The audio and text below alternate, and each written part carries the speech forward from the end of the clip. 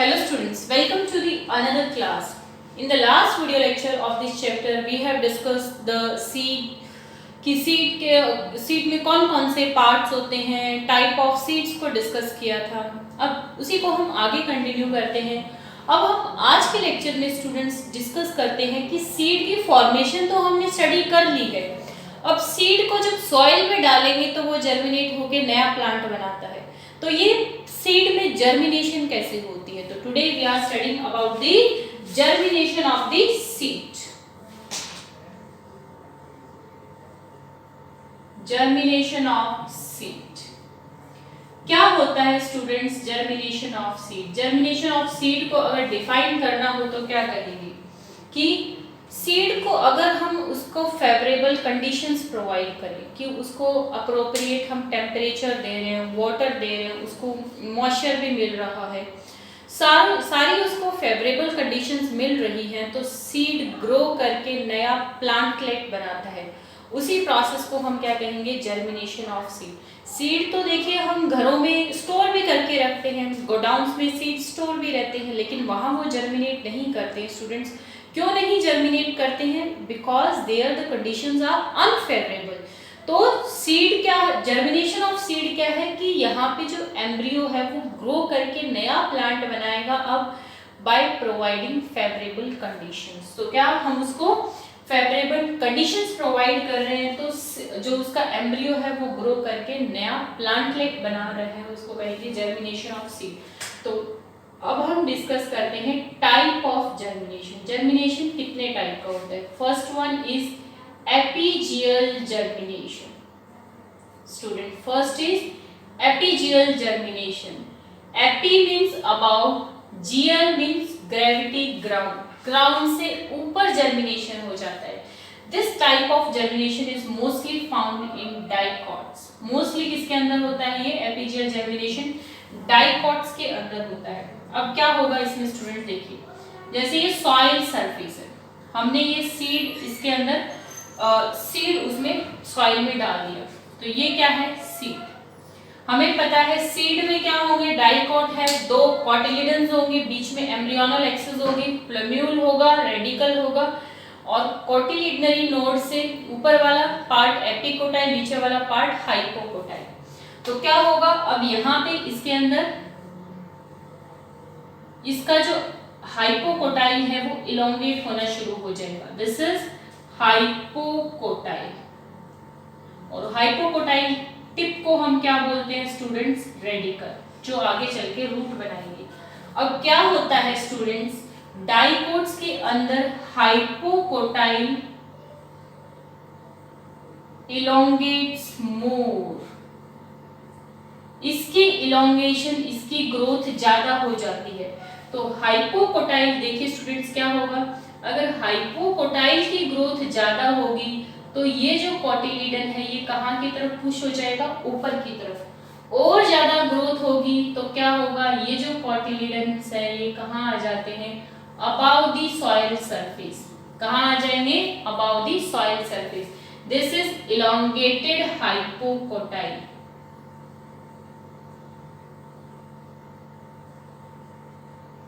Cotyledons above the soil surface आ गए। अब जब तक, अब इसमें क्या होगा? प्लम्यूल से शूट बननी शुरू होगी। जब तक इसमें प्लम्यूल से शूट नहीं बनती है, लीव्स नहीं बनती है, ये कॉटिलिडन्स किसका काम करती हैं? फर्स्ट लीव्स का या प्राइमरी लीव्स का भी काम करती हैं। अब यहाँ क्या हुआ देखिए, due to the elongation of hypocotyls, cotyledons comes about the soil surface, और you can say about the ground, ground से बाहर आ जाते हैं। तो इस तरह की जर्मिनेशन को स्टूडेंट्स हम क्या कहेंगे? एपिजियल जर्मिनेशन। क्यों हो रहा है एपिजियल? क्योंकि जो एपिकोटाइल है वो अभी ग्रो करना है या उसकी ग्रोथ कम है, हाइपोकोटाइल की ग्रोथ ज्यादा है, तो इसी वजह से कॉटिलिडन्स बाहर आ जाएंगे और सॉइल सरफेस के।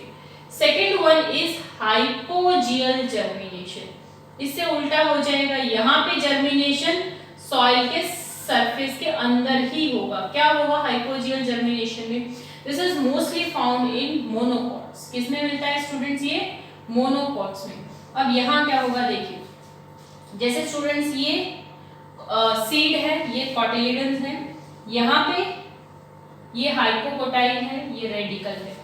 यहाँ पे हाइपोकोटाइल भी इलोंगेट कर रही है, लेकिन साथ साथ इसमें एपिकोटाइल भी इलोंगेट करना शुरू हो जाती है। यहाँ पे दोनों को कंपेयर करें तो एपिकोटाइल की ग्रोथ ज्यादा होती है। तो कॉटिलिडन्स कहाँ रहेंगे स्टूडेंट? कॉटिलिडन्स सॉइल के सरफेस के अंदर ही रहेंगे, इस तरह से ये रूट सिस्टम बना लेंगे। तो this is non as hypogeal germination, means the germination of seed takes place, or you can see the cotyledons are present inside the soil surface. वो बाहर नहीं आए, क्यों नहीं आए? क्योंकि यहाँ पे हाइपोकोटाइल की ग्रोथ ज्यादा नहीं है, एपिकोटाइल की ग्रोथ ज्यादा है। नेक्स्ट इज मोस्टली बुक में यही होते हैं। एक और जर्मिनेशन होता है जो बहुत बार टर्म्स आती है, यही इसके साथ ही डिस्कस कर लेते हैं, दैट इज विविपैरी। विविपैरी क्या होता है? ह्यूमंस में या फिर मैमल्स में हम कहते हैं विविपैरस मैमल्स। विविपैरस किसको कहते हैं? The organism which give birth to young one. Oviparous जो एग ले करता है उसको ओविपैरस। विविपैरस, प्लांट विविपैरस कैसे हो गए? देखिए, कुछ प्लांट्स ऐसे होते हैं students which are growing in marshy areas, जो कहाँ ग्रो करते हैं? मार्शी एरियाज के अंदर, जहाँ हाईली सलाइन सॉइल है, सॉइल में नमक बहुत ज्यादा, हाईली सलाइन सॉइल। अब क्या हुआ, अगर सीड सॉइल में गिरा तो इतनी ज्यादा सलाइन सॉइल है कि वो सीड वहां पे जर्मिनेट नहीं कर सकता है। इसीलिए क्या होता है, प्लांट पे लगे लगे फ्रूट में वहीं पे जर्मिनेशन हो जाती है, सीड जर्मिनेट कर जाता है। प्लांट जैसे फ्रूट प्लांट में लगा हुआ है, पेड़ पे लगा हुआ है, वहीं पे सीड उसमें जर्मिनेट कर जाएगा, छोटा प्लांटलेट बन जाएगा। जब वो छोटा प्लांटलेट बन जाता है, then it detaches from the parent plant और फिर वो नया प्लांट बनाता है। तो यहाँ सॉइल में सीड फॉल नहीं करते, क्योंकि सीड तो अगर सॉइल में गिरा तो सॉइल तो इतनी मार्शी है, इतनी सेलाइन है कि तो वहां तो सीड जर्मिनेट ही नहीं कर पाएगा, तो वो पेड़ पे लगा लगा जर्मिनेट कर जाता है और छोटा सा प्लांटलेट बना लेता है। इसीलिए इसको हम क्या बोलते हैं, विविपैरी और विविपैरस जर्मिनेशन। और एग्जांपल्स क्या हो जाएंगे, the plants which are growing in marshy areas, जैसे राइजोफोरा, सोनर्शिया, एविसेनिया,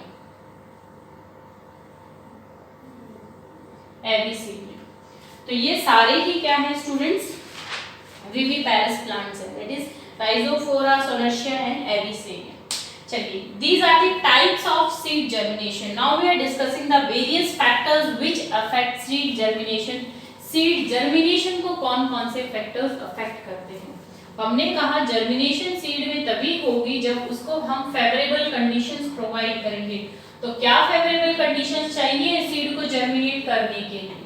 तो उन्हीं सब factors को हम discuss करते हैं। The first one is moisture and water factors. We are discussing the factors which are required for the seed germination. First is water and moisture. Seed को germinate करने के लिए स्टूडेंट्स ऑलमोस्ट कितना water चाहिए होता है? 70 to 95% वाटर चाहिए होता है। देखिए, हम घरों में जब सीड को या ग्रेन्स को स्टोर करते हैं, बीज को स्टोर करते हैं, गेहूं के ग्रेन्स को स्टोर किया जाता है, तो उनको सुखाकर फिर स्टोर किया जाता है। क्यों? अच्छे से ड्राई करके, अच्छे से डिहाइड्रेट करके। क्यों? क्योंकि अगर उनमें मॉइस्चर हुआ, उनमें नमी रही, तो हो सकता है वो जर्मिनेट कर जाए, या जर्मिनेट ना करें तो उसमें माइक्रो ऑर्गेनिज्म उसके ऊपर अटैक कर सकते हैं। तो हम जर्मिनेशन की बात डिस्कस कर रहे हैं, तो सीड को जर्मिनेट करने के लिए वाटर और मॉइस्चर चाहिए। ऑलमोस्ट कितना वाटर चाहिए होता है? 70 to 90%। हम जो घरों में सीड डिहाइड्रेट करके स्टोर करते हैं, उनमें होता है ऑलमोस्ट 10 to 15% वाटर। अब क्या होगा, हम सॉइल में सीड डालते हैं, पानी देते हैं, तो सीड में जो उसका माइक्रोपाइल वाला जो पोर था, वहां से वाटर उसमें जाएगा, सीड वाटर को अब्सॉर्ब करेगा, स्वेल कर जाएगा और उसका एम्ब्रियो की एक्टिविटी एनहांस हो जाती है। नेक्स्ट फैक्टर इज एयर और ऑक्सीजन।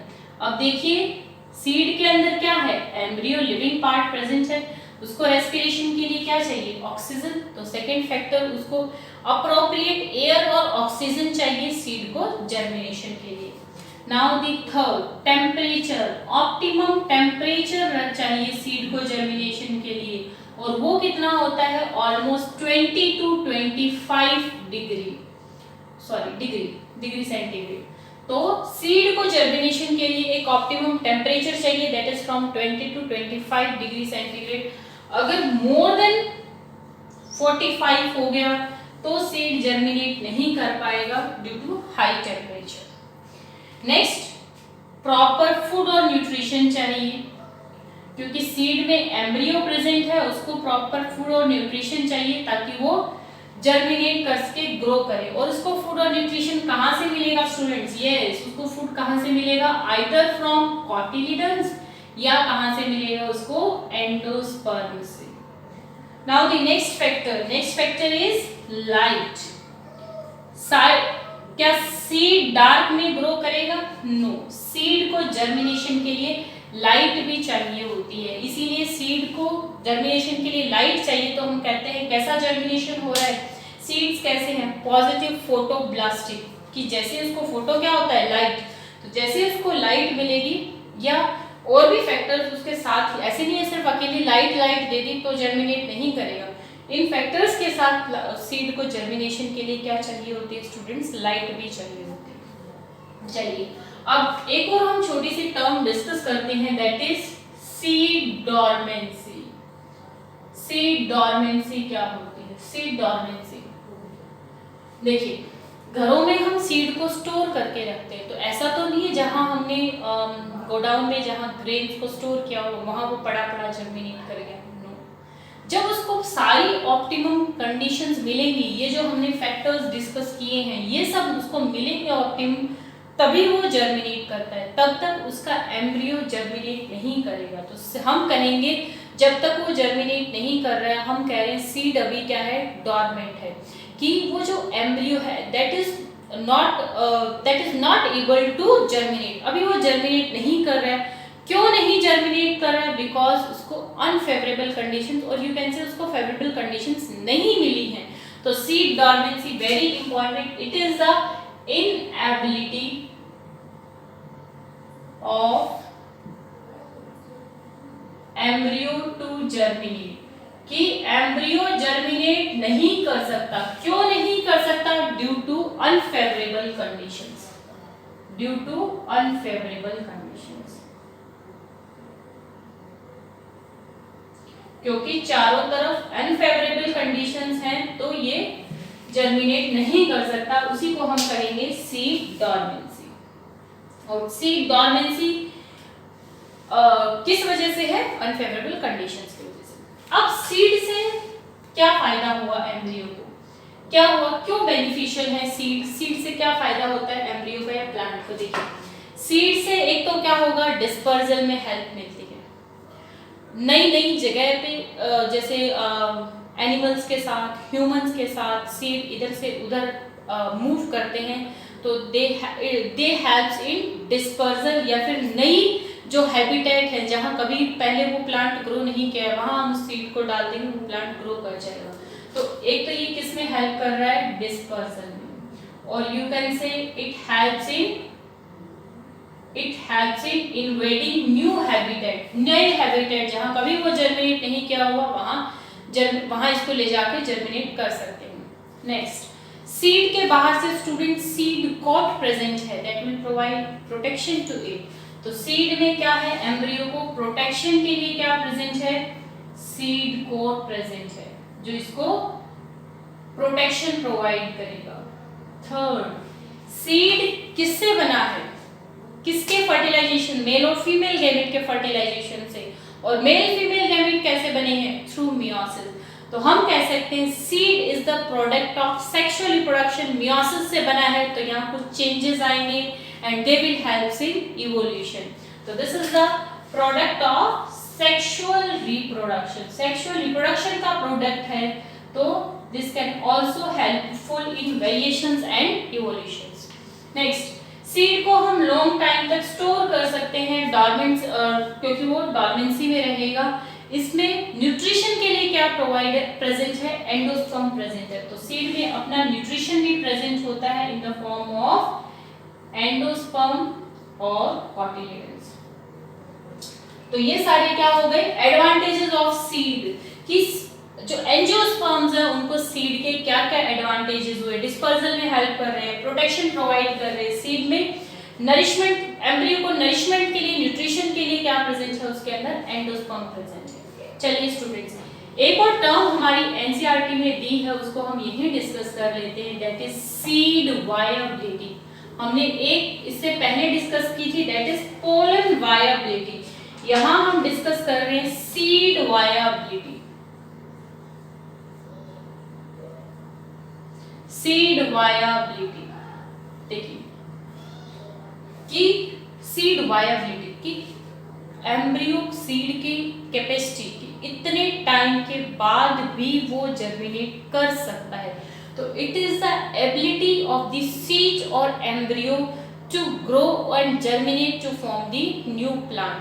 कि जैसे हमने पॉलन की वायबिलिटी की थी कि पॉलन इतने टाइम पीरियड तक वो वायबल रहेगा कि इस टाइम पीरियड में अगर पॉलिनेशन हो जाता है तो फर्टिलाइजेशन हो जाएगी मेल फीमेल के, उसके बाद वो पॉलन काम का नहीं रहता है। तो यही कह लीजिए कि वो टाइम पीरियड जब तक वो सीड काम का है वो जर्मिनेट कर सकता है, अगर उसको हमने फेवरेबल कंडीशंस प्रोवाइड की तो वो क्या होती है उसकी सीड वायबिलिटी, कि हम उसको फेवरेबल कंडीशंस दे रहे हैं और वो जर्मिनेट करके नया प्लांट बना दे। हर जो प्लांट होता है, हर एंजियोस्पर्म्स की सीड वायबिलिटी अलग अलग होती है, कुछ की कम होती है, कुछ की ज्यादा। अगर वायबिलिटी खत्म होगी तो उसका जो एम्ब्रियो है उसमें न्यूट्रिशन खत्म हो जाएगा, एम्ब्रियो डेड हो जाएगा, फिर उस सीड को हम सॉइल में प्लांट करेंगे तो वो जर्मिनेट नहीं करेगा, प्लांट नहीं बनाएगा। तो सीड वायबिलिटी क्या है, it is a time period for which seed remain viable और have the capacity to germinate and form the new plant. तो दैट इज सीड वायबिलिटी। दो प्लांट्स की वेरी इंपॉर्टेंट हमारे एनसीईआरटी में दी है, तो हमें उसको डिस्कस करना है, that is lupinus and second one is date palm. Lupinus को इसके जो सीड है वो फ्लावर से, फ्रूट से 10,000 साल बाद भी अगर उसको सॉइल में प्लांट करते हैं, 10,000 ईयर्स, इतने ईयर्स के बाद भी उसके सीड्स को अगर सॉइल में डाला जाता है तो they can germinate and form the new plantlet, वो नया प्लांटलेट बना लेते हैं। एक है डेट पाम और डेट पाम की है ऑलमोस्ट 2000 ईयर्स। दोनों की ही सीड वायबिलिटी ज्यादा है। इनके सीड को हम अगर इतने टाइम पीरियड के बाद भी अगर सॉइल में डालेंगे तो they will form the new plant. तो दोनों ही दिए हैं हमारी एनसीईआरटी में, तो दोनों हमें आने चाहिए, date palm that is phoenix dactylifera and lupinus. तो स्टूडेंट्स, आज की क्लास में हमने सीड से रिलेटेड जो कुछ टर्म्स थी उनको डिस्कस किया। यहाँ तक हमने सीड फॉर्मेशन को और सीड का जो स्ट्रक्चर है, कैसे वो जर्मिनेट करेगा, उसको डिस्कस कर लिया है। In the next coming video lectures we will starting the next topic of this chapter only, that is fruit. अब आगे हम फ्रूट को स्टार्ट करेंगे। यहाँ तक हमने सीड को कंप्लीट कर लिया है। आप इसको अच्छे से रीड कीजिए और लर्न कीजिए। Have a good day.